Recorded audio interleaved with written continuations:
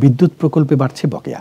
এ বিষয়ে নোবেল বিজয়ী মোহাম্মদ ইউনূসের নেতৃত্বাধীন বাংলাদেশের নতুন অন্তর্বর্তী সরকারকে সতর্ক করল বিলিয়নিয়ার গৌতম আদানির নেতৃত্বাধীন আদানি গ্রুপ। ফিনান্সিয়াল টাইমসের একটি প্রতিবেদন অনুসারে বাংলাদেশের কাছে আদানি গ্রুপের বকেয়া $500 মিলিয়ন। আদানি পরিস্থিতিকে অস্থিতিশীল হিসেবে উল্লেখ করেছে। এই অর্থ প্রদানের ঘাটতি ইউনূসের প্রশাসনের সামনে একটি গুরুত্বপূর্ণ চ্যালেঞ্জ হিসেবে আবির্ভূত হয়েছে। গত মাসে সাবেক প্রধানমন্ত্রী শেখ হাসিনা পদত্যাগ করার পর অন্তর্বর্তী সরকার ক্ষমতায় আসে।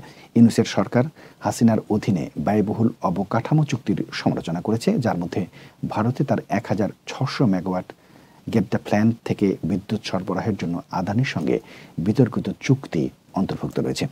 আদানি পাওয়ার ফিনান্সিয়াল টাইমসকে জানিয়েছে, বকেয়া জমতে থাকলে বাংলাদেশকে চুক্তি অনুযায়ী বিদ্যুৎ সরবরাহ করা হবে। আদানি গ্রুপ জানিয়েছে, আমরা বাংলাদেশ সরকারের সঙ্গে ক্রমাগত সংলাপ চালাচ্ছি এবং এই অস্থিতিশীল পরিস্থিতি সম্পর্কে আমরা অবগত আছি।